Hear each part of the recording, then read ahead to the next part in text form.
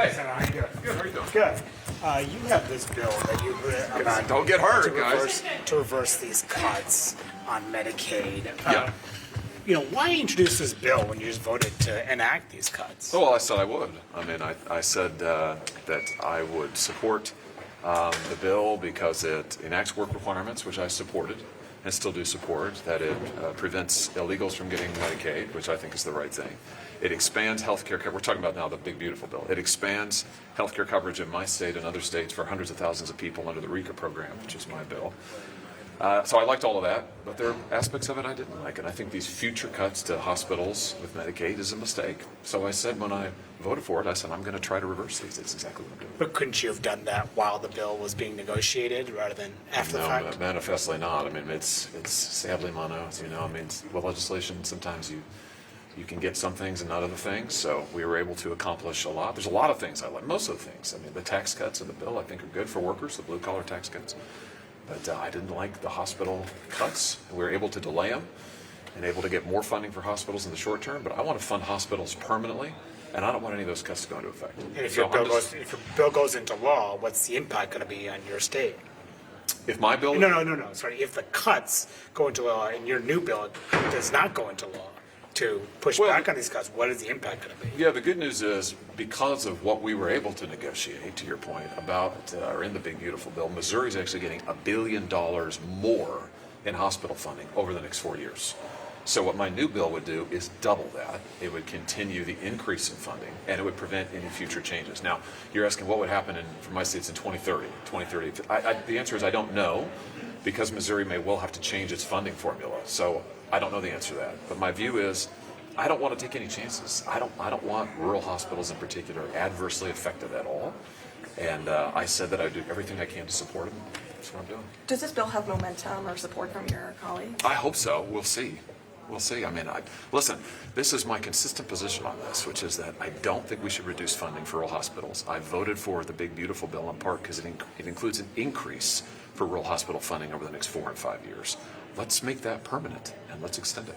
What do you think of the polls that show that this bill is deeply unpopular? Well, I just had what I think so far is the only rally sort of for the bill, Mono, that you can correct me on this, maybe I'm wrong about this. I think I'm the only senator who has done a big event on the bill because the nuclear radiation compensation program that is in this bill is hugely popular in the state of Missouri. So we just had a huge rally, bipartisan.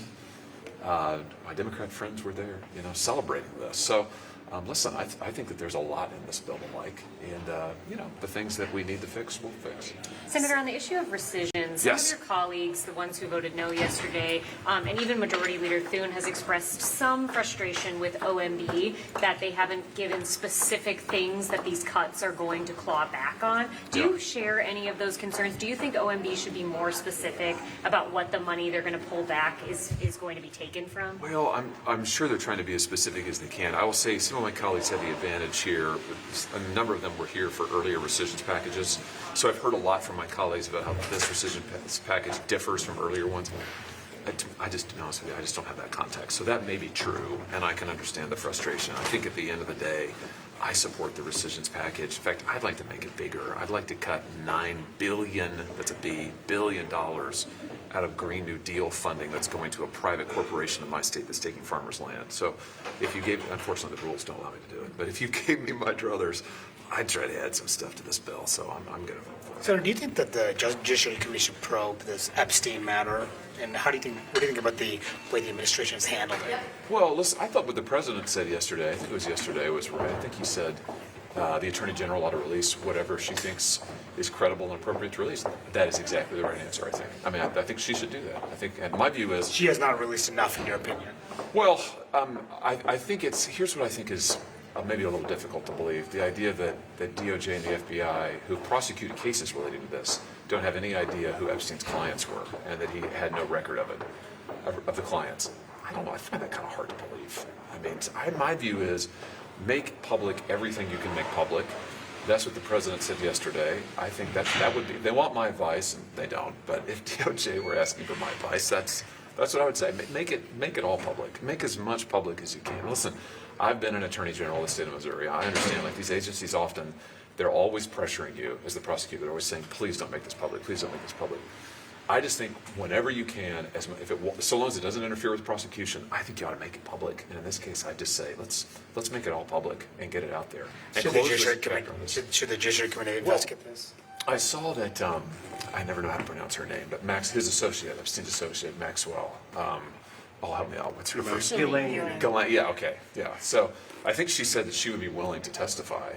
I mean, why not? Why not put her under oath? Now, I wouldn't offer her immunity for any testimony, but, the Judiciary Committee could put her under oath and testify. I'd be fine with that. I mean, I think that would, she's being prosecuted. I think she has an appeal pending. So, I think that could be a good idea. Thank you. Yeah, you bet, guys. Thanks, Yeah, Adam. good to see you.